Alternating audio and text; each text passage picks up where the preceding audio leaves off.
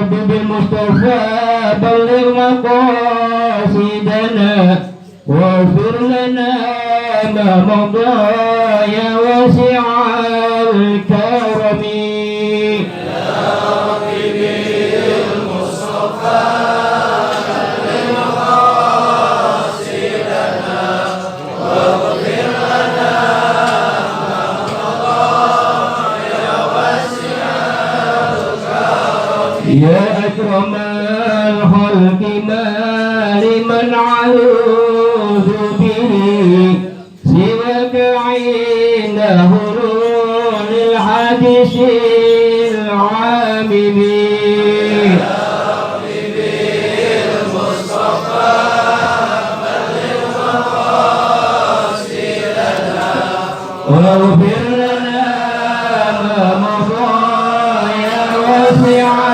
الكرم ولن يضيق رسول الله جاهك به إذ الكريم تجلى بمنتقم يا ربي المصطفى بلغ مقاصدنا واغفر لنا ما مضى يا واسع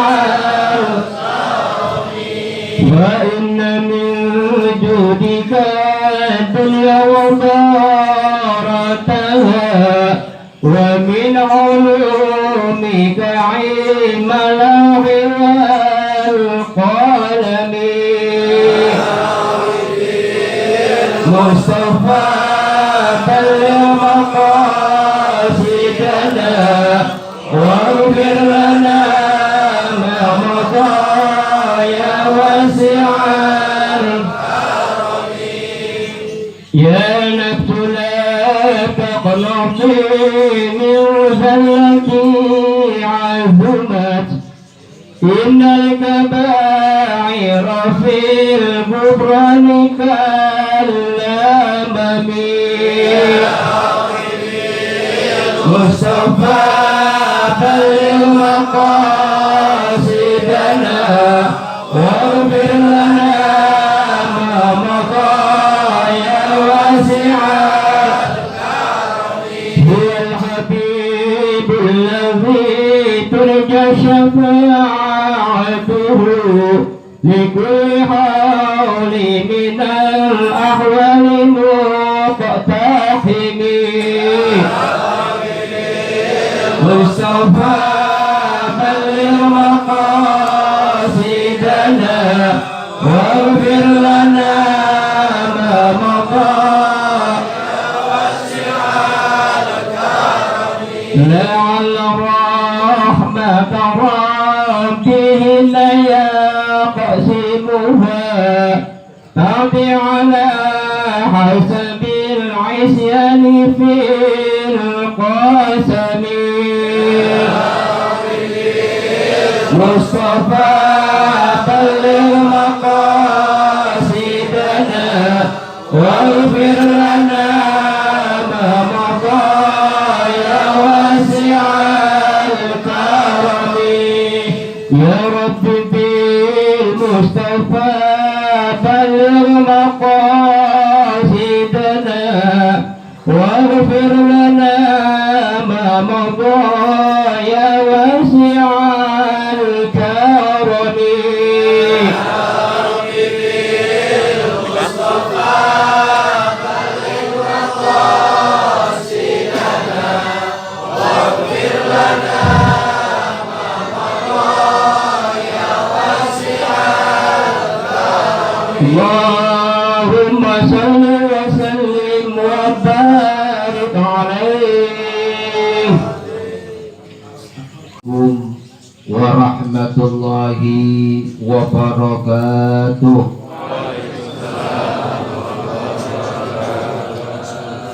Bismillahirrahmanirrahim. Alhamdulillahi rabbil alamin.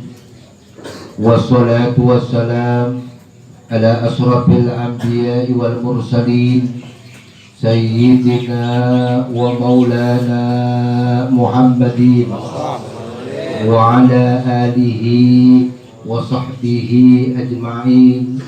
رب اشرح لي صدري ويسر لي أمري واحلل عقدة من لساني يفقهوا قولي.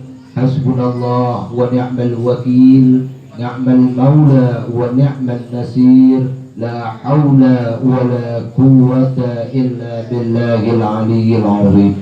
Amma ba'du, yang kami hormati guru-guru kita, di antaranya Al-Mukarramun Ustadz Haji Riki Hidayat, begitu pula guru-guru kita Ustadz Ibrahim, Bapak Rusman SPD, Bapak Ibnu Imran, Ustadz Irfan dibantu Bang Supendi, begitu pula Bapak guru kita ini Kiai Macan Ustadz Marhadi Hasan, Mamanda Ustadz Mahadi Saidin, paman saya Mang Ali, dan juga Ustadz Hasan Basri SAG, Ustadz Salam Demir, Ustadz Nahrawi SS, keponakan saya Ustadz Abdul Aziz Ustadz Aziz Muslim SE, keponakan saya Bapak Jamal. Begitu pula yang hadir di sini luar biasa, dari Cilengsi udah hadir, alhamdulillah, dari Kramat Jati dan banyak lainnya yang saya tidak sebutkan satu persatu, bahkan dari Cikarang, alhamdulillah. Bapak-bapak, saudara-saudara yang saya hormati, puji syukur marilah kita panjatkan kehadirat Allah Subhanahu wa Ta'ala. Salam dan salawat semoga tercurah melimpah selalu kepada baginda kita Nabi besar Muhammad sallallahu alaihi wasallam. Hadirin bapak-bapak, saudara-saudara sekalian, sebelum pengajian saya mulai, ada informasi, alhamdulillah, bahwa pada hari Kamis yang lalu datang kepada saya yaitu Bapak Dery. Beliau pernah ngobrol di depan rumah, kalau ada sesuatu kabul maka dia najar pahalanya untuk orang tuanya. Alhamdulillah, apa yang diniatkan dikabulkan oleh Allah Subhanahu wa Ta'ala. Kemudian yang lihat Bapak lihat itu di belakang tadi belum ada, itu dibangun luar biasa oleh Mas Boy dan rekan-rekan Bang Yasin. Ada Bang Yasin 1, Bang Yasin Bule, Pak Ibrahim luar biasa, Bapak Imron, Mang Anin terutama, mamang saya ini luar biasa. Bahkan ini dibangun dalam tempo yang sangat singkat. Kalau hari Kamis kita pakai saat ini, itu kalau kita hitung cuma 1,5 hari jadi. Luar biasa semangat kita semua. Ini saya bersyukur atas infak yang diberikan oleh Bapak Dery, kemudian pahalanya buat orang tuanya. Mudah-mudahan sebelum kita mulai pengajian ini kita baca Fatihah, semoga niat, hajat, maksud serta orang tuanya Bapak Dery Allah berikan maghfirah, Allah berikan rahmah kasih sayang Allah Subhanahu wa Ta'ala. Al-Fatihah ila hadratin Nabi Muhammad Mustafa Rasulullah sallallahu alaihi wasallam, khususan almarhum Bapak Arun bin Haji Manap, summa khususan almarhumah Siti Nailah binti Ruslan, wali jami'i arwah ahli kubur man khadara fi hadzal majlis samaniyata asara, wali jami'i arwah ahli kubur minal muslimina wal muslimat wal mu'minina wal mu'minat min masyarikil ardi ila magharibiha bibarriha wal bahri annallaha yatagassahum birrahmah wal maghfirah sailahum. Al-Fatihah. A'udzu billahi minasyaitonir rajim. Bismillahirrahmanirrahim. Alhamdulillahirabbil alamin arrahmanir rahim maliki yaumiddin iyyaka na'budu wa iyyaka nasta'in ihdinas siratal mustaqim siratal ladzina an'amta 'alaihim ghairil maghdubi 'alaihim waladdallin. Hadirin Bapak-bapak, saudara-saudara yang saya hormati, pengajian kita pada bulan yang lalu, yaitu pengajian ketujuh, kita masih membahas tentang tertolaknya doa. Bahkan di dalam kitab Mafathil Ghaib, Syekh Abdul Qadir Al-Jilani pernah berkata, jangan salahkan Allah bila doa kita tidak dikabulkan, dan jangan pula menggerutu atau kita jemu berdoa kepada Allah Subhanahu wa Ta'ala. Kenapa Ibrahim bin Adham juga mengingatkan kepada kita? Ini pengulangan sebelum kita nanti yang kita bahas. Ibrahim bin Adham ketika sedang berjalan-jalan di sebuah pasar yang ada di Basrah, ketika itu melihat orang pasar yang jalan itu Ibrahim bin Adham, kemudian mereka ngerumuk. Sebab Ibrahim bin Adham ada seorang raja yang kemudian taubat karena berguru kepada Nabi Allah Khidir alaihi salam. Ketika itu taubatnya, orang tahu beliau adalah wali Allah. Ibrahim bin Adham dikerumunin, kemudian pada bertanya kepada beliau, mengapa Allah belum juga mengabulkan doa-doa kami? Padahal Allah berfirman, yang bertanya nih, Allah berfirman dengan menggunakan ayat Al-Quran mereka, ud'uni astajib lakum. Bukankah Allah berfirman, berdoalah, kamu akan aku kabulkan doa kalian, kata firman Allah dalam Al-Quran. Ketika itu Ibrahim bin Adham jawab singkat, karena kenapa doa kita tidak dikabulkan oleh Allah? Disebabkan hati kita mati. Hati. Selamat datang Ustaz Mardani, Ustaz Haji Mardani di atas ini. Iya. Kita lanjut ya. Disebabkan kata Ibrahim bin Adham, hati kita mati. Sekarang ini kalau kita kajian logika kita, kalau HP kita nggak ada sinyalnya, inti dari persoalan HP adalah sinyal. Hati, kalau sinyal nggak bagus, maka tidak akan nyampe. Walaupun kita teriak-teriak, halo, halo, halo, sinyal nggak ada, nggak akan kita nyampe. Begitu pula kata Ibrahim bin Adham, doa kita tidak makbul, doa kita ditolak oleh Allah karena hati kita mati. Yang sekarang yang kita bahas, kenapa hati kita bisa mati? Yang kita bahas saat ini, kemarin pada pertemuan pengajian yang ketujuh, sebab doa tertolak menurut Ibrahim bin Adham, engkau mengaku senang surga tetapi tidak berbuat menuju kepadanya. Itu kita sudah bahas tuh, panjang lebar. Kemudian yang keenam, kata Ibrahim bin Adham, sebab doa tertolak menurut Ibrahim bin Adham, engkau mengaku takut neraka tetapi tidak mengakhiri berbuat dosa. Ibrahim bin Adham mengingatkan orang yang ada di pasar, engkau mengaku takut kepada neraka tetapi kita tidak pernah mengakhiri berbuat dosa. Dosa jalan terus. Kalau HP di silent.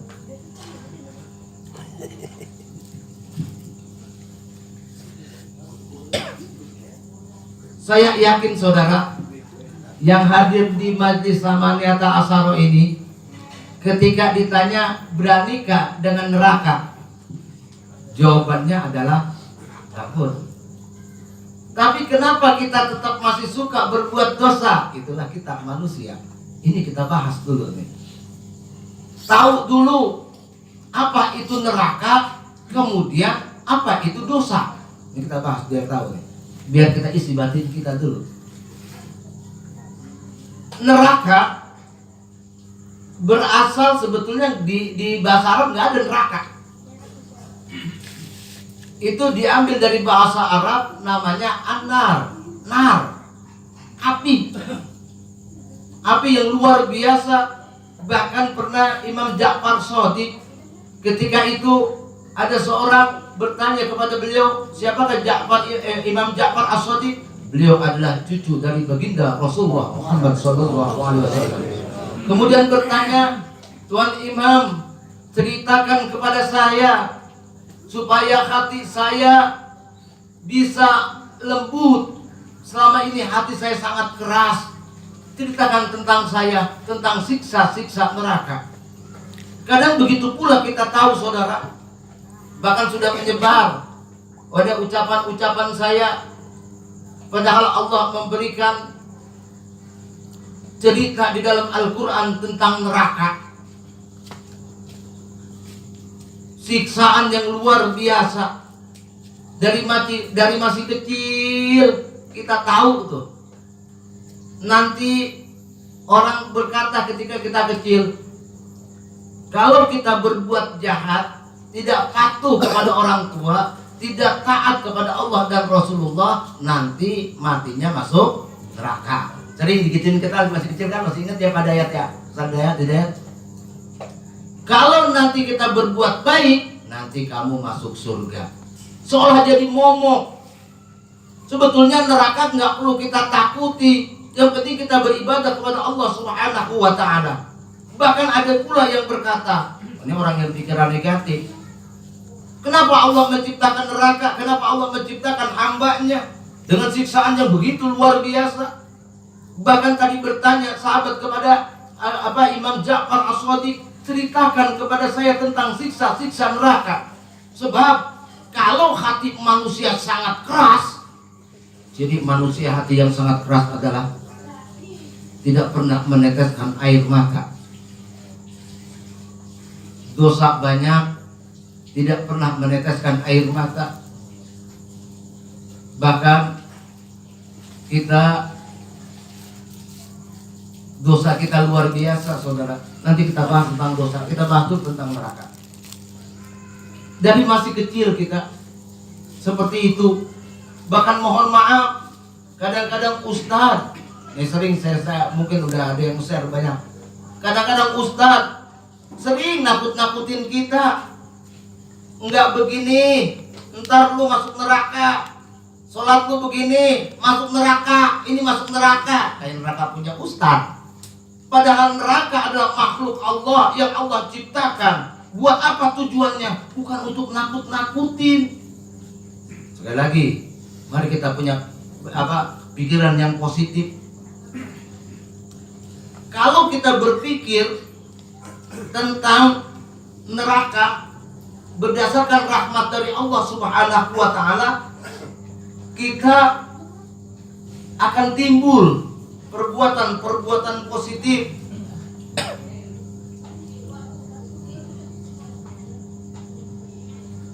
Bahwa neraka ada sebetulnya agar kita ini hati-hati. Allah itu sayang kepada kita. Saya ulangi sekali lagi, adanya neraka bukan yang kita takut itu. Tujuannya apa? Agar kita menyadari diri Allah itu sayang kepada kita. Allah itu sayang kepada hambanya.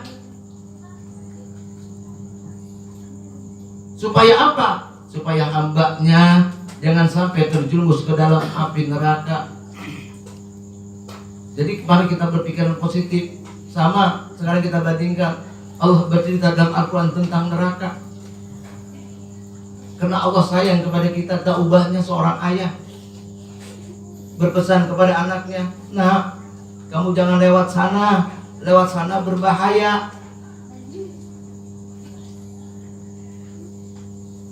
Sekarang kita berpikir, ketika orang tua berkata demikian, apakah orang tuanya nakut-nakutin anaknya?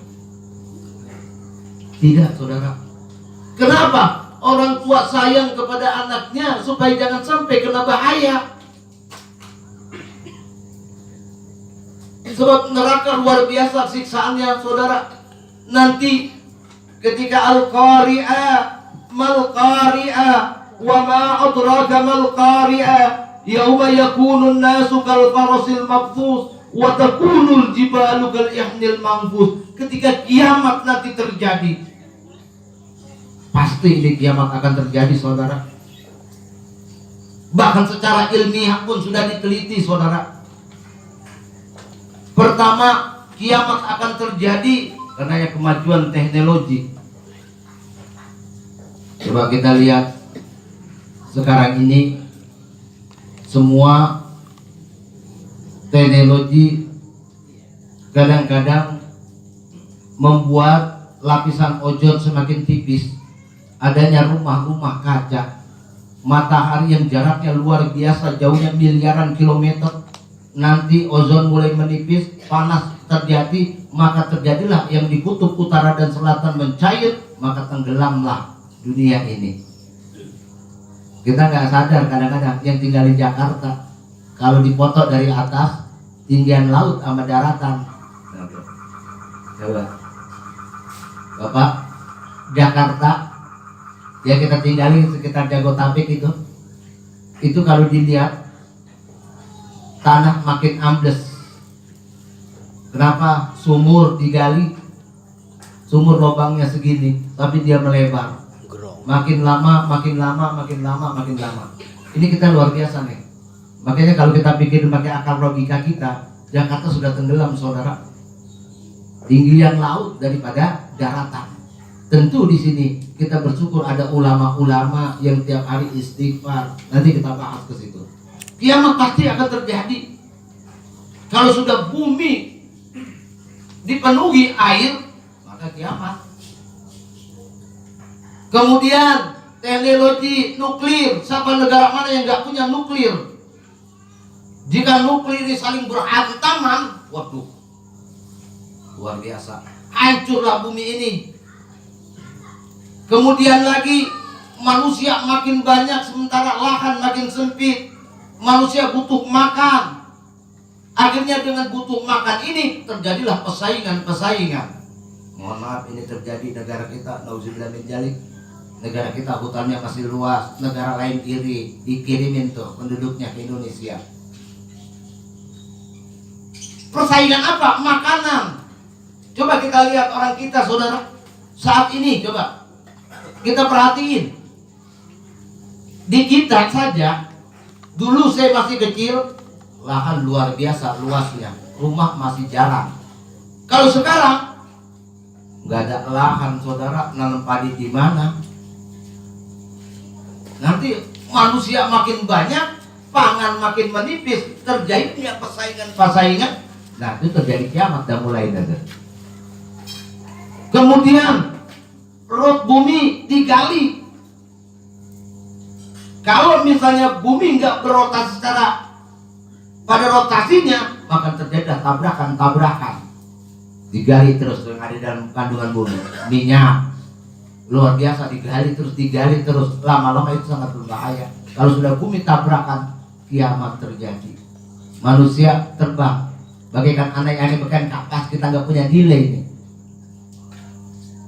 Ama Ardoat, bahkan di dalam surat Al-Daljilah itu diceritakan tentang kiamat, dahsyatnya luar biasa. Bayi yang lagi disusuin jatuh, walakin bisukaro, mereka bukan mabuk. Kita digoyang bentar saja nih, mohon maaf, digoyang bentar 5 menit nih, kita digoyang, bumi kita digoyang oleh Allah, hancurlah kita. Sekian detik saja kita hancur. Bagaimana tuh saudara kita di Sulawesi dulu? Bagaimana bumi dibalikin, yang tadinya kota pindah ke kampung, kampung jadi kota, luar biasa. Itulah maha besarnya Allah kiamat. Itu baru di dunia. Nah sekarang kita harus tahu bahwa neraka yang Allah ciptakan buat kita itu diciptakan oleh Allah, ada 7 neraka. Kalau kita kemarin bahas surga, ternyata banyakan surga 8, neraka 7, dikit. Bahkan buka baca Al-Quran tentang surat-surat pengampunan dan surat-surat siksa, banyakan surat pengampunan, bukan siksaan. Selama ini yang kebayang diri kita takut terus kepada Allah, seolah-olah ibadah kita, apa yang kita lakukan, perbuatan baik kita, tujuannya kita pengen peroleh surga Allah Subhanahu wa Ta'ala, nggak pengen neraka. Ini juga keliru sebetulnya. Apapun yang kita perbuat, sholat kita kah, zakat kita kah, infak kita, tujuannya untuk ridho Allah. Persoalan surga dan neraka itu urusan Allah.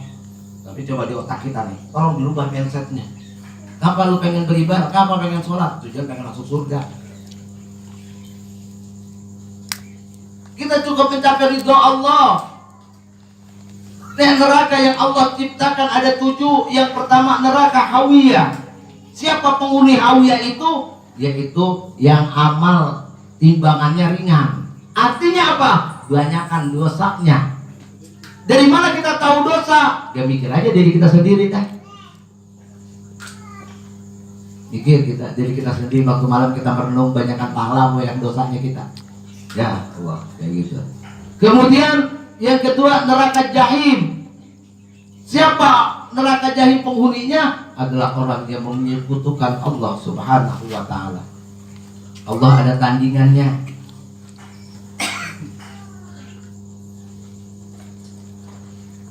Sekarang saya tanya, ya termasuk saya semua.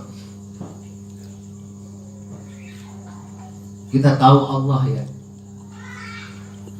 Tapi Allah ada di mana di dalam diri kita? Hanya di lisan kita. Padahal yang namanya iman itu tasdiqu bil qalbi wa iqraru bil lisan wa amalu bil arkan, ditanamkan di dalam hati, diucapkan di lidah, dilakukan dalam amal perbuatan. I'tiqad, keyakinan di hati kita nih. Sekarang pertanyaan, Allah ada di mana buat kita nih? Ditaruh di mana Allah? Tahu kita yang menciptakan kita adalah Allah. Kadang-kadang kita menyekutukannya dalam bentuk-bentuk, mohon maaf, bendawi, harta benda. Mohon maaf sekali lagi, jangan sekali menyekutukan Allah. Dan misalnya memang Allah berikan kelebihan kepada benda, sesuatu yang Allah berikan kelebihan, tapi jangan dianggap, mohon maaf, tandingan Allah. Sering kan di kampung kita nih, apalagi adat kita, yang punya keris, yang punya batu cincin, yang punya wapak dan sebagainya, Masya Allah. Dulu ada yang bertanya kepada saya sudah langsung berdoa kepada Allah, kenapa yang punya wapak yang pergi keluar daerah buat ngusahain usahanya dapat, sementara saya yang langsung ke Allah susah banget. Jangan disalahin Allah. Orang yang datang dari sini kemudian ke kampung ngambil wapak, ingat Pak, perlu biaya. Biayanya itu dia sampai ke daerah itu bahkan sampai jutaan. Apakah dia ikhlas memberikan itu? Ikhlas karena punya keyakinan.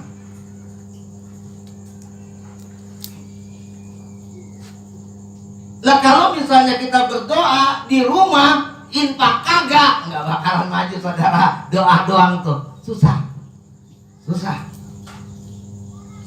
Doa dikabulkan diantaranya adalah kita bersyukur, dia infak.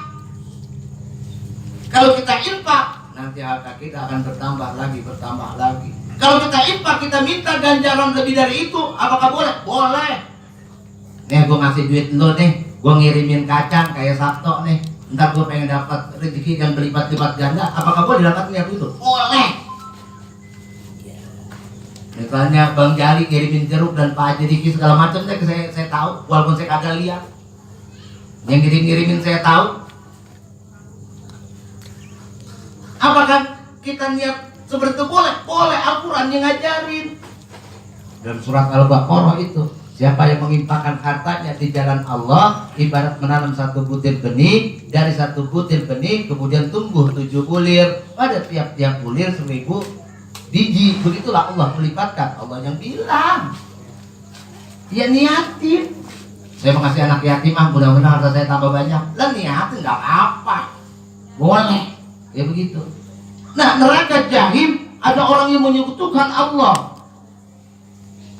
dengan benda-benda. Mohon maaf, benda dimasukin jin.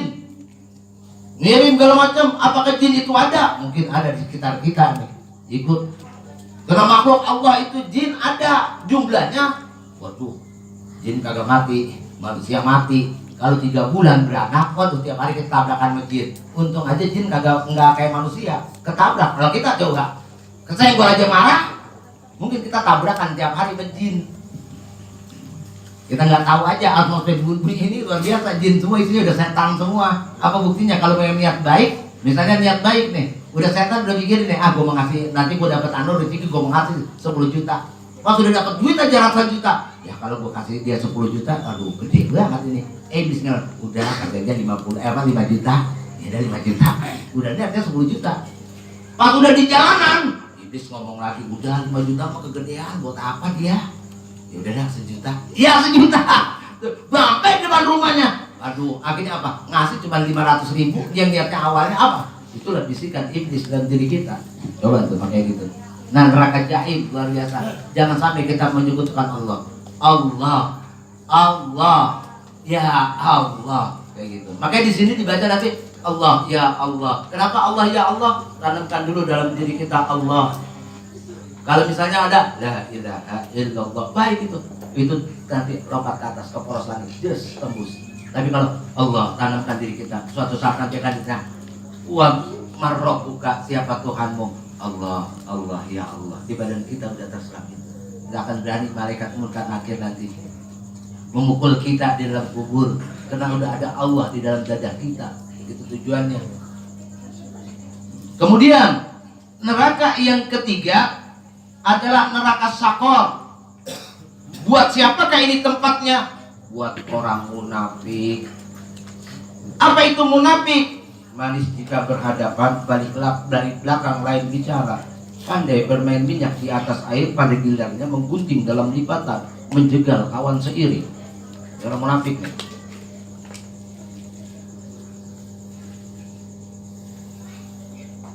Kelamaan ya waktunya, kita 9:30 selesai. Ini orang munafik. Sadar tidak? Yang menjatuhkan kita kadang-kadang bukan orang jauh, saudara. Kadang-kadang teman sendiri. Makanya di dalam anjuran Rasulullah itu dianjurkan jika bertemu karena Allah, berpisah karena Allah. Jatuh diri kita, bukan orang-orang lain, teman dekat kita sendiri. Ini hati-hati munafik nih. Kita terbuka kepada orang itu, kemudian saking terbukanya kita, suatu saat kelas kita diomongin apa aja. Hati-hati orang munafik. Terjadi Abdullah bin Ubay itu dalam sejarah, kalau ketemu dengan Rasulullah diangkat-angkat Rasulullah, kalau ketemu dengan Abu Bakar diangkat-angkat Abu Bakar. Tapi ketika dia kelompoknya, apa dia bilang? Tuh Rasulullah, Abu Bakar, Umar, Sayyidina Ali itu orang bodoh, kata dia. Kena aja gue bohong-bohong itu. Padahal Rasulullah udah tahu. Saudara, Rasulullah udah tahu orang ini munafik atau tidak. Bahkan sahabat Rasulullah, saya lupa, dia disuruh oleh Rasulullah secara diam-diam. Terus sahabat itu disuruh catat orang-orang munafik. Wah Allah, ada sahabat yang sampai itu dirahasiakan luar biasa. Saya lupa sahabat itu. Tuh ada orang munafik, dibilangin sama sahabat ini orang yang munafik ini. Ada catatannya. Tapi Rasulullah biasa, dia berdakwah luar biasa ya memang. Nih makanya nanti orang yang munafik itu tempatnya neraka Sakor. Ayatul munafikin salasa. Ada 3 tanda-tanda orang munafik. Yang pertama, jika ngomong bohong, jika dikasih amanat ia hianat, jika dia perang berlaku curang, berkata dusta, dia bohong kayak gitu. Itu orang-orang munafik tuh. Tapi bohong juga ada yang bagus. Pernah ketika kasus Sayyidina sahabat Yasir bin Amr, ketika hendak dibunuh, emaknya udah pada mati, bapaknya udah mati. Kemudian gimana kamu? Apa beriman ke Muhammad atau balik lagi ke agama kita? Dia bilang, ya saya balik lagi ke agama kita. Tapi berbohong. Untuk apa? Menyelamatkan jiwa. Misalnya kita tengah-tengah Pak Ibrahim, Ustadz Ibrahim sama Pak Guru Usman ribut. Kita samperin yang menggojai misalnya, Pak Ibrahim ditanyain sama Guru Usman, oh dia kangen, padahal kagak ditanya begitu, kagak. Kemudian dia datang lagi ke Pak Guru Usman, katanya tuh Pak Ibrahim, Ustaz Ibrahim kangen banget sama ente, pengen banget ketemu berdua, lihat ilah itu namanya bohong yang boleh. Tapi kadang-kadang kalau kita kan paling demen apa? Ketika saudara kita ribut, kita bilang apa? Lu dikata begini, panas dah. Wah, marah. Emang dia lagu apa? Emang siapa dia? Begitu kan? Nah, dibilangin lagi begini. Nah, itu yang paling berbahaya tuh. Mengadu domba. Jangan sampai seperti itu. Ya, sakor, tempat orang munafik. Kemudian neraka hutomah, yang suka ngumpulin harta. Alladzi jama'a malahu wa 'addada yahsabu anna malahu akhlada kalla la yumbadanna fil hutama wa ma adraka mal hutama narullahi muqalatul lati taqali 'alal 'aqidah innaha 'alaihim mu'sada fi amadin mumaddada. Luar biasa. Orang yang ngumpulin harta itu nanti nerakanya neraka hutomah. Sebab orang yang ngumpulin harta yang ada kurang, buka di bank misalnya dapat 5 juta tuh, kalau 10 juta cukup dah buat nambah beli anu. Allah berikan rezekinya, aduh 10 juta, kalau 15 juta cukup dah, dapat 15 juta, dah nggak pernah cukup. Kenapa? Suka ngitung-ngitung. Orang yang ngitung-ngitung harta yang ada kurang, ujung-ujungnya apa? Pelit. Kemarin saya bilang, orang pelit kenapa dilarang oleh Allah? Kenapa orang pelit dilarang oleh Allah? Allah itu sayang kepada kita. Orang pelit kenapa dilarang oleh Allah? Berbahaya. Karena Allah sayang kepada kita. Kadang-kadang orang pelit, jangankan buat keluarganya, jangankan buat orang lain, buat dirinya saja. Kadang-kadang menyiksa dirinya. Ketika punya duit banyak, duit dikumpulin. Kan kalau gue makan di tempat yang enak, duit gue berkurang. Akhirnya apa? Nggak makan. Kangkung lagi. Sama bayam udah asam urat, ngapain dah kaki. Kayak begitu kan? Makanya Allah berikan, jangan pelit, nikmatin. Makanya para wali-wali itu dia nggak mikirin besok. Dia yakin Allah berikan rizkinya, Allah berikan duit kepadanya, tidak akan bertukar kepada orang lain. Ini seharusnya kita belajar dari pengalaman orang lain, bukan untuk bersaing. Hidupan kita ini nyontek. Ketika kita usaha, kita nyontek kepada orang lain. Orang jualan sayur kita contek, orang peternak kita contek.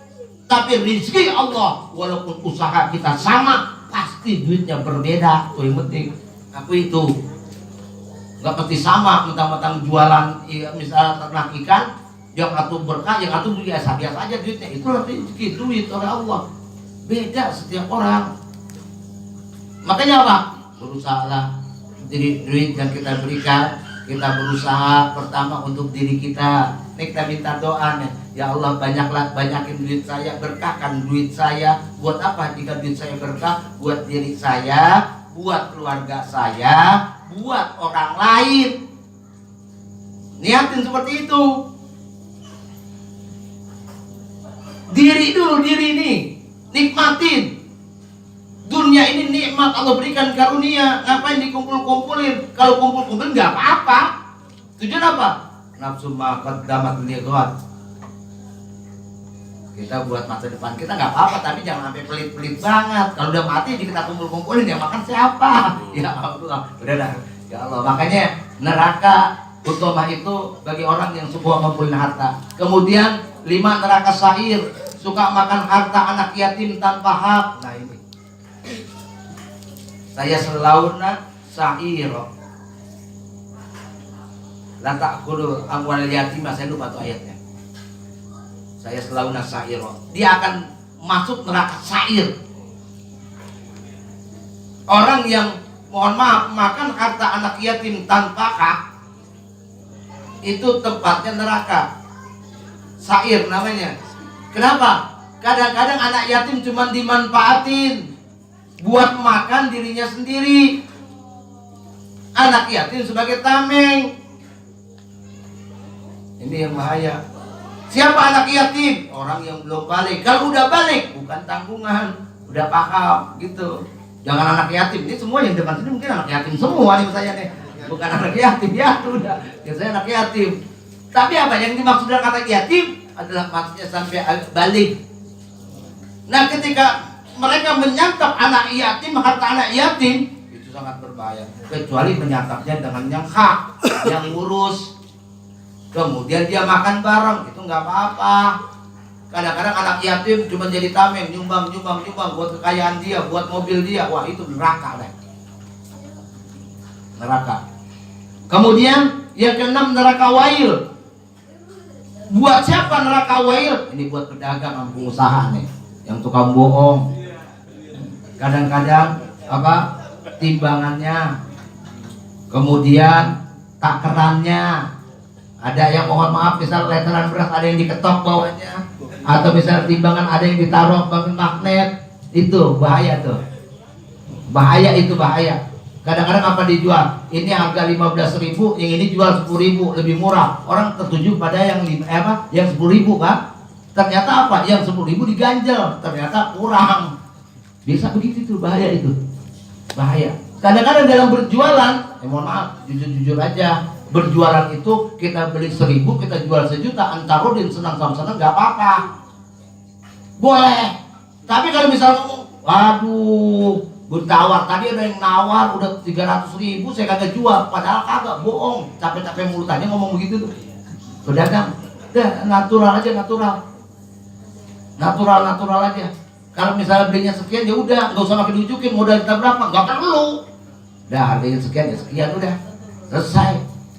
Kalau dia senang, kalau orang senang barang kita, misalnya tadi kita beli 1.000 rupiah, dibeli 1.000.000, ya kagak apa-apa, halal.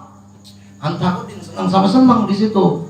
Kemudian ini neraka wail ya, buat orang pedagang yang curang, pengusaha yang curang, luar biasa. Kemudian neraka terakhir, neraka jahanam. Ini neraka paling siksa yang paling berat nih. Ini ngumpul semua dosa di neraka jahanam nih. Musyrik kumpul di situ. Kemudian orang yang penista agama kumpul di situ. Yang ngata-ngatain Nabi dan Rasul kumpul di situ. Kemudian juga orang yang fitnah kumpul di situ. Orang yang suka judi kumpul di neraka jahanam. Bahkan orang yang paling siksanya paling berat adalah neraka jahanam. Sekali lagi, Allah beri cerita tentang neraka. Bukan berarti Allah menakut-nakutin kita, tapi Allah sayang kepada kita. Berusaha kita berbuat baik. Nah, sebab apa kemudian neraka yang ada Allah ciptakan buat seorang pendosa. Lalu apa yang dimaksud dosa? Dosa ada tindakan yang melanggar norma atau aturan yang telah ditetapkan oleh Allah Subhanahu wa taala. Saya ulangi lagi, dosa adalah melanggar norma atau aturan yang telah ditetapkan oleh Allah Subhanahu wa taala melalui wahyunya, yaitu Al-Qur'an dan kitab-kitab. Itulah orang dosa, dia melanggar, itu namanya dosa. Tapi ingat saudara, kita bersyukur pengampunan Allah maha luas. Bahkan neraka yang panasnya luar biasa, 70 panasnya. Ini pintunya cuma atuk. Itu misalnya dari gunung lahar keluar, itu cuma atuk. Tapi neraka panasnya 70 kali lipat. Yang atuk aja kalau bakar rumah itu bahaya. Apalagi neraka yang panasnya 7 kali lipat, luar biasa. Tapi neraka akan padam dengan kalimat astaghfirullahaladzim wa atubu ilaih. Dengan ikhlas 70 tahun dosa kita diampuni oleh Allah Subhanahu wa taala. Ya Allah, 1 kali kita baca. Maka kata Allah, faqul tastaghfiru rabbakum innahu kana ghaffara. Katakanlah, beristighfarlah kepada Tuhanmu, niscaya akan diampuni dosa-dosa kita. Dalam Al-Quran surat Nuh. Neraka yang begitu luar biasanya. Tolong sekali lagi saya katakan, Islam itu rahmatan lil alamin. Mari kita normal. Jangan seolah-olah mohon maaf nanti lu begini neraka sehingga kita tinggalkan dunia. Kata Allah, wabtaghi bima atakallahu daral akhirah wa la tansa nasibaka minad dunya wa ahsin kama ahsanallahu ilaika. Dunia kita disuruh nikmatin, walaupun nanti kita akan mencapai kenikmatan di akhirat. Wa ahsin kama ahsanallahu ilaika, berbuat baik tuh intinya. Kemarin saya ngomong Ustaz Nahrawi sama Ustaz Marhadi, sebetulnya ujung-ujungnya itu akhlak, berbuat baik, ahsin. Allah itu dekat dengan siapa? Bukan dengan orang yang rajin ibadah, yang tiap hari tahajud, yang tiap hari puasa Senin Kemis. Allah itu dekat, qaribum minal muhsinin. Allah dekat kepada orang-orang yang berbuat baik. Akhlak artinya pakai.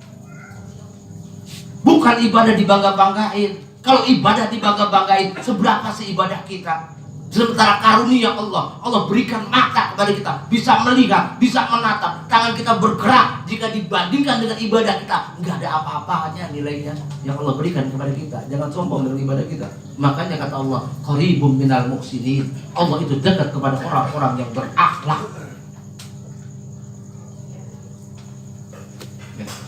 Balik lagi nih, kita bicara tentang dosa. Kalau kita suatu saat meninggal, jasad kita akan dipendam, saudara. Tapi akhlak kita, batin kita akan dikenang dalam sejarah. Bukankah lihat Nabi Allah Musa, lihat cerita Luqmanul Hakim, cerita Nabi Allah Khidir alaihi salam, cerita Fir'aun, mempunyai cerita orang ini udah gak ada ribuan miliaran tahun yang lalu, tapi ceritanya masih ada. Kita berharap batin kita isi dengan akhlak. Buat apa kita ibadah? Buat apa kita percaya kepada Allah, sementara akhlak kita nggak jaga? Akhlak kepada orang tua, akhlak kepada guru, akhlak kepada teman. Intinya itu sebetulnya, saudara. Makanya apa? Kalau akhlak kita bagus, saya yakin itu tarapannya luar biasa. Udah tarapan luar biasa lah, luar biasa. Sebab Rasulullah nggak diutus, gue diutus oleh Allah nih. Mohon maaf kalau bahasa kasarnya saya nih. Gue dikata Rasulullah, gue diutus oleh Allah untuk beribadah lu, untuk memperbaiki tata supaya cara sembahyang lu, tata puasa lu. Tidak, tapi kata Rasulullah, innama bu'istu li utammima makarimal. Yang kita ngaji di batin itu, intinya itu. Makanya ketika kita yakin dengan Allah, kemudian kita jalankan syariatnya, sholatnya, kita jalankan syariat dan sholatnya, itu intinya pada akhlak. Buat apa ibadah? Buat apa yakin kepada Allah sementara akhlaknya kagak ada? Kayak gitu jangan sampai ya. Itu tantangan buat kita. Nah, kemudian persoalan dosa. Dosa terbagi dua. Ada dosa kepada Allah, ada dosa kepada manusia terakhir. Yang paling berat dosa kepada manusia. Makanya ketika kita meninggal itu jangan disolati jenazahnya jika dua hal baru diungkapkan. Pertama, jika punya kesalahan, ahli warisnya ngomong tuh.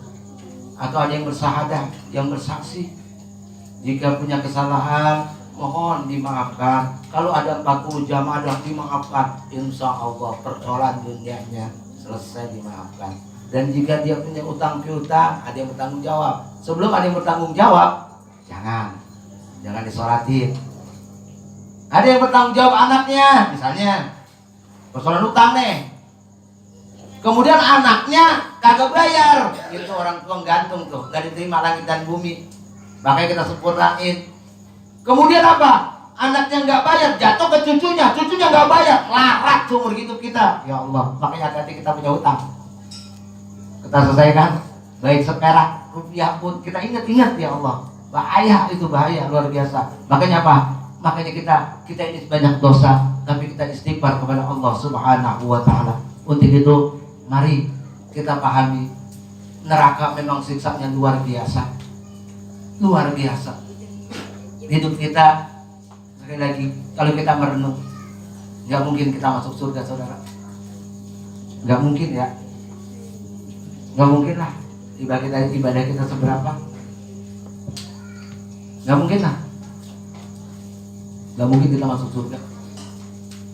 Tapi surga yang begitu luas, yang Allah katakan dalam Al-Quran itu, surat Ali Imran ayat 133, wasari'u ila maghfiratin min rabbikum wa jannatin arduhas samawati wal ard wa iddatil muttaqin. Surga itu Allah luasnya seluas langit dan bumi. Kalau kita nggak masuk surga repot. Alhamdulillah ya. Makanya ya, alhamdulillah surga kalau misalnya orang yang baik doang masuk surga, lalu lah surga sepi. kasih Allah, pengampunan Allah. Tadi Allah melalui Rasulullah, jika kita mengucapkan istighfar maka 70 tahun dosa kita diampuni oleh Allah Subhanahu wa taala. Luar biasa, luar biasa. Bukankah sejarah, saya ulangi ini cuma untuk mentauhid, bukankah sejarah dalam kitab-kitab kita baca seorang pezina, seorang perempuan pelacur, nggak pernah beribadah kepada Allah, kemudian suatu saat dia ngambil air, ada anjing lagi kehausan, air itu dikasih anjing, kemudian mati orang itu, katanya diampuni oleh Allah sebelum masuk surga. Itu kan gitu, lalu berbuat baik kan. Makanya kita yang diharapkan ridho Allah aja, dan ridho Allah yang kita harapkan. Kita harapkan jangan kita bangga-banggain ibadah kita. Ya kayak gitu ya. Nah kemudian mari yang sudah rutin kita baca akhdiru qulubakum, hadirkan hati kita sesuai dengan manaqib yang kita baca. Manaqib saya Muhammad Saman. La ilaha illallah Muhammadur Rasulullah. Bismillahirrahmanirrahim. Ahmaduhu man istafahu min ibadihi man sa'a bil wilayah. Memuji aku akan Allah Ta'ala yang memilih ia daripada segala hambanya akan barang yang dikehendaki akan menjadi wali Allah.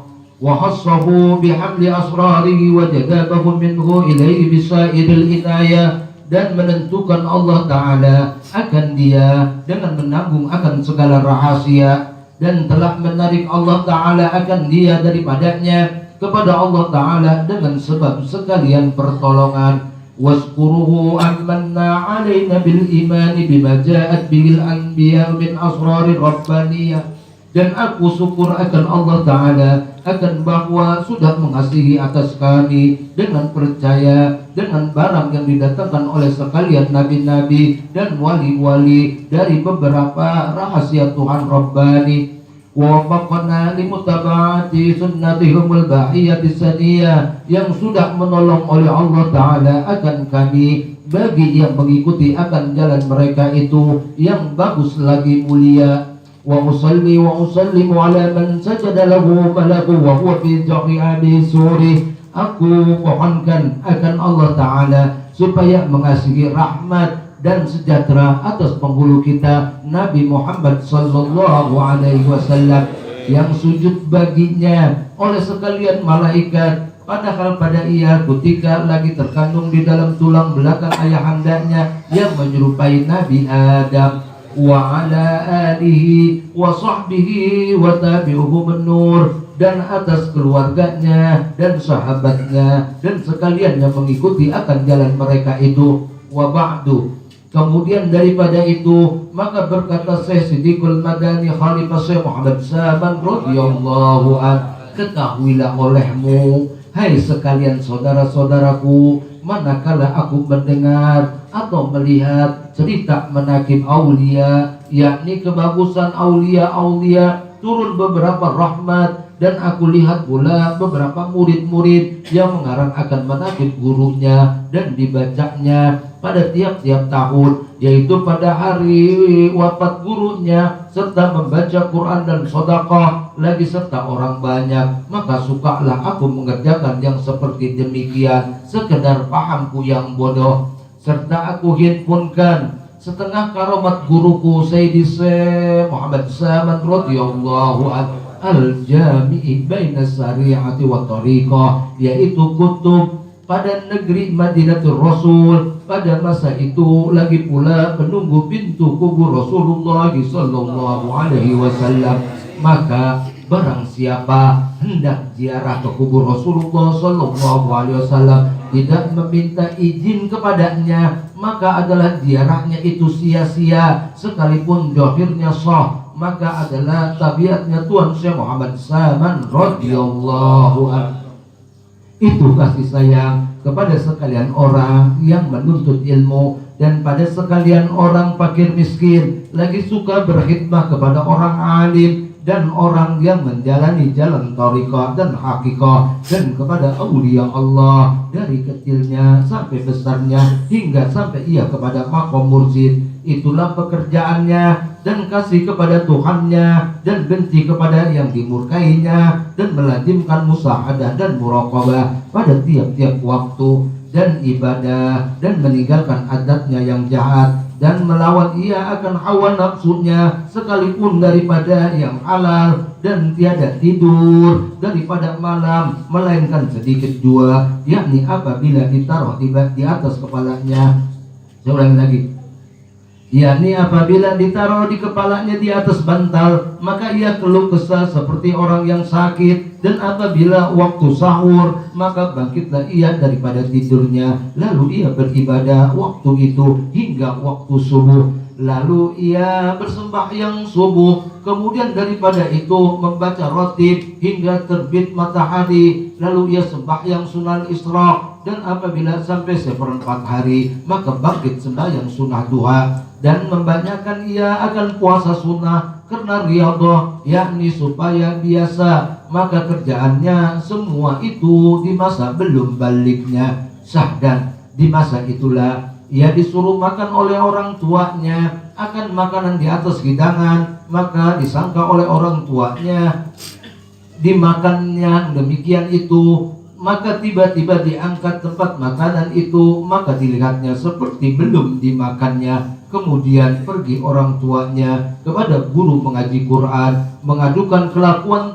Tuan Syekh Muhammad Saman radhiyallahu an. Katanya diberi makan pada tiap-tiap hari, manakala ia sudah makan, maka dilihat makanannya seperti tiada dimakannya. Maka jawab oleh gurunya, jangan engkau takut akan anakmu itu, dan jangan sah, sebenar-benarnya anakmu itu wali Allah. Dan lagi adalah ia pada ketika musim dingin, apabila ia tidur di atas tikar yang baik dan bantal, maka dilihatlah oleh orang tuanya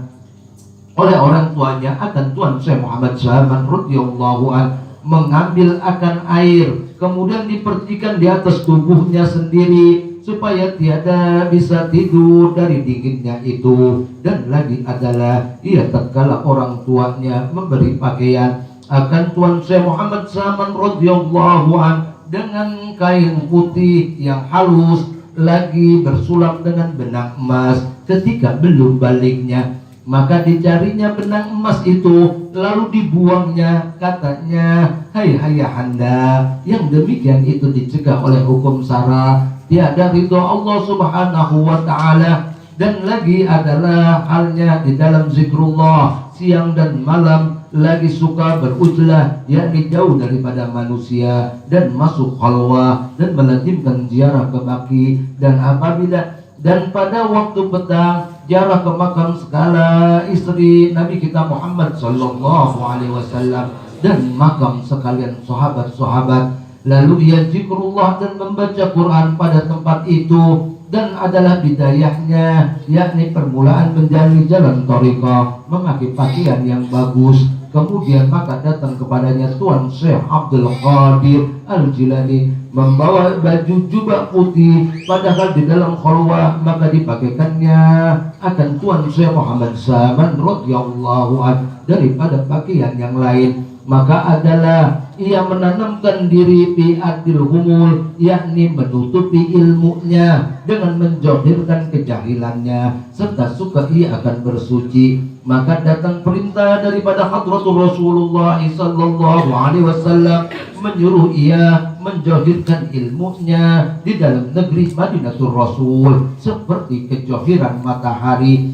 ketika naik tengah-tengah. Kemudian datanglah beberapa orang dari pihak negeri lain ke Madinatul Rasulullah sallallahu alaihi wasallam sebab mendengar pengkhabaran itu. Lalu mereka mengambil thariqah kepada Tuan Syekh Muhammad Saman radhiyallahu an dan dapat beberapa hadiah. Orang daripada beberapa negeri yang berkirim emas dan perak kepadanya dari raja-raja dan orang-orang kaya. Manakala datang kiriman itu, maka lantas dibagikan kepada fakir miskin, tiada ditinggalkannya pada tangannya hingga habis. Maka katanya Tuan Syekh Muhammad Saman radhiyallahu an kepada murid-muridnya, Jangan kamu sekalian mungkir kepada ahli Madinah yang ia sudah mungkir kepadaku di waktu ini, dari sebab sangat johirku di dalam negeri Madinah. Tiada seorang daripada zaman sekarang yang johir seperti kejohiranku daripada ahli wilayah dan irfan. Jikalau keluar aku dari negeri Madinah ini, niscaya banyaklah ahli Madinah yang sesat, dan setengah daripada wasiat Tuhan saya Muhammad Zaman radhiyallahu an. Barang siapa membaca Allahumma ighfir li ummati Sayyidina Muhammad, Allahumma arham ummata Sayyidina Muhammad, Allahumma astur ummata Sayyidina Muhammad, Allahumma astur ummata Sayyidina Muhammad, Allahumma ighfir li ummati Sayyidina Muhammad, Allahumma arham ummata Sayyidina Muhammad, Allahumma astur ummata Sayyidina Muhammad, Allahumma astur ummata Sayyidina Muhammad, Allahumma ighfir li ummati Sayyidina Muhammad, Allahumma arham ummata Sayyidina Muhammad, Allahumma astur ummata Sayyidina Muhammad, Allahumma astur ummata Sayyidina Muhammad, Allahumma ighfir li ummati Sayyidina Muhammad, Allahumma arham ummata Sayyidina Muhammad, Allahumma astur ummata Sayyidina Muhammad, Allahumma astur ummata Sayyidina Muhammad. 4 kali berturut-turut. Kemudian daripada sembahyang subuh, niscaya ia adalah orang itu masuk jumlah kutub. Lagi kata Tuan Syekh Muhammad Zaman radhiyallahu an, tiada naik martabatku melainkan sebab aku melazimkan membaca doa ini pada tiap-tiap sesudah sembahyang subuh 4 kali berturut-turut. Dan demikian lagi wasiat Tuan Syekh Muhammad Zaman radhiyallahu an, lazimkanlah oleh kamu akan sembahyang 5 waktu berjamaah dan sembahyang Jumat, dan banyakkan zikrullah dan sa'adah dan muraqabah dan membaca Quran dan sholawat atas Nabi kita Muhammad sallallahu alaihi wasallam, dan membaca istighfar dan juga bersedekah, karena yang demikian itu memberi taksir pada mati. Dan setengah daripada perkataan Tuan Syekh Muhammad Zaman radhiyallahu an, bukan yang bernama guru itu yang mengerasi akan muridnya atas memerintah beribadah, akan tetapi adalah yang bernama guru itu yang menaikkan akan murid daripada karomat akan pekerjaan dunia kepada derajat yang tinggi, yaitu akhirat. Dan setengah daripada perkataan Tuan Syekh Muhammad Zaman, barang siapa mengambil thariqah kepadaku serta diamalkan, niscaya tiada didapatkannya di dalam dunia panah ini dengan pertolongan dari Allah Ta'ala, dan dapat sa'adah ketika sakratul maut dan diluaskan rizkinya. Dan setengah daripada perkataan Tuan Syekh Muhammad Zaman radhiyallahu an, aku berkata seperti yang dikata oleh Sayyidi Abdul Qadir Al-Jilani, barang siapa menyeruku ya Samad, ya Samad, ya Samad 3 kali, niscaya hadirlah dengan lekas aku menolong akan kesusahan dunia akhirat bagi orang yang menyeru itu. Dan setengah daripada perkataan Tuan Syekh Muhammad Zaman radhiyallahu an, kami tidak mati tetapi berpindah kami daripada negeri dunia yang akhir ini kepada negeri yang tersembunyi. Apabila mati kami daripada penglihatanmu, maka datanglah, ziarahlah kepada kubur kami, berzikirlah kamu, maka bahwasanya kami dengar dan kami lihat, dan duduklah serta kamu, sebagaimana sabda Nabi sallallahu alaihi wasallam, innama khuliqtum li'abadi wa innama tunqaluna min darin ila dar wa yahabba naqlatu wa na'imu sarmadu. Artinya hanya saja dijadikan kamu kekal, dan bahwasanya dijadikan kamu, dipindahkan kamu dari satu negeri kepada satu negeri, maka sebaik-baiknya pindahan dan sebaik-baiknya kesenangan yang kekal. Dan setengah daripada perkataan Tuan Syekh Muhammad Zaman radhiyallahu an, barang siapa makan akan makanan kami, maka masuklah ia ke surga. Dan barang siapa masuk ke rumah kami atau langgar kami, niscaya diampuni oleh Allah Ta'ala akan sekalian dosanya. Sahdan adalah hal Tuan Syekh Muhammad Zaman radhiyallahu an, ia mengkhabarkan kepada orang akan nikmat-nikmat yang diberi oleh Allah Ta'ala, karena ia menurut akan Rasulullah Sallallahu Alaihi Wasallam Sayyidul Insi wal Jan. Apabila datang nikmat, karena menurut firman Allah Ta'ala, wa amma bi ni'mati rabbika fahaddits, artinya kabarkan olehmu ya Muhammad dengan nikmat-nikmat Tuhanmu yang diberi padamu. Dan setengah daripada perkataan Tuhan Syekh Muhammad Saman radhiyallahu an, maka adalah karunia Tuhanku padaku bahwa pesannya menjadikan daku penunggu pintu hadratul Rasulullah Sallallahu Alaihi Wasallam. Dan setengah daripada karunia Tuhanku padaku bahwa ia menjadikan aku pada zaman sekarang rahmat atas segala umat Nabi Muhammad Sallallahu Alaihi Wasallam, hingga atas kafir tiada menjadikan akan daku bala atas mereka itu. Dan tersebut pada mukhtasar ini setengah daripada karomatnya. Dan jikalau hendak mengetahui segala karomatnya radhiyallahu an, maka lihat olehmu pada kitab Manaqib Kubra, karena karomatnya tiada terhingga akan banyaknya. Tetapi yang aku sebutkan pada mukhtasar ini sekedar menjadi lantaran turun rahmat atas sekalian orang yang hadir mendengarkan, seperti sabda Nabi Muhammad Sallallahu Alaihi Wasallam, zikrul awliya tanzilur rahmah, artinya bermula menyebut karamat awliya itu turun rahmat, maka memadailah sebegini bagi orang yang percaya. Allahu a'lam bishawab. Al-Fatihah. A'udzubillahi minasyaitonir rajim. Bismillahirrahmanirrahim.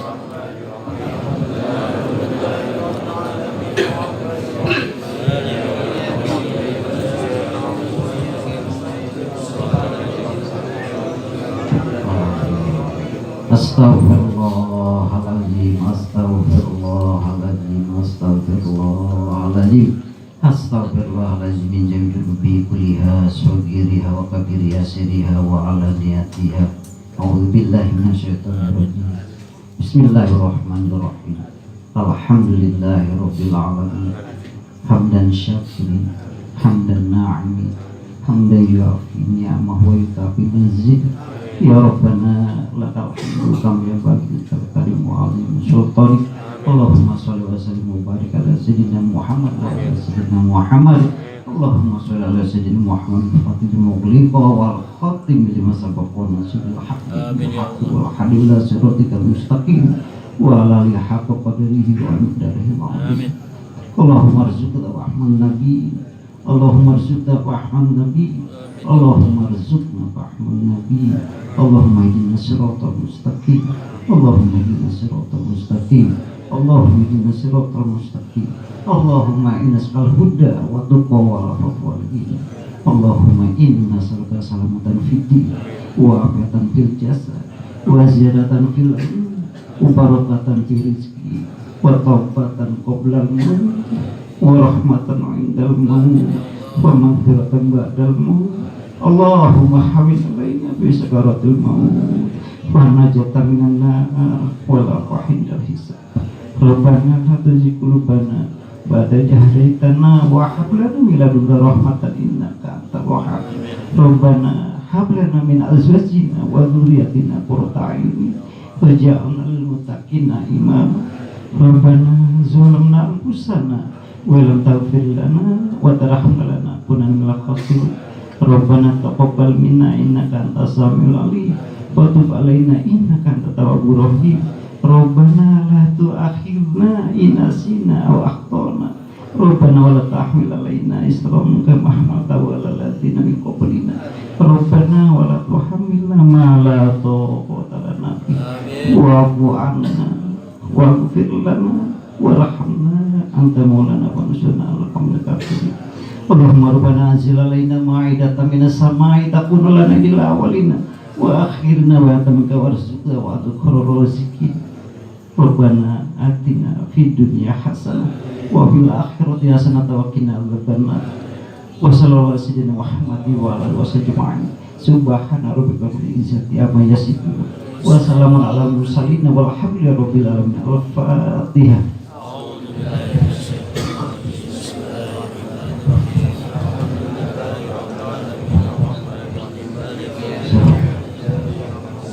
maghfir alaihim warhamhum waghfir lana wa liwalidayna.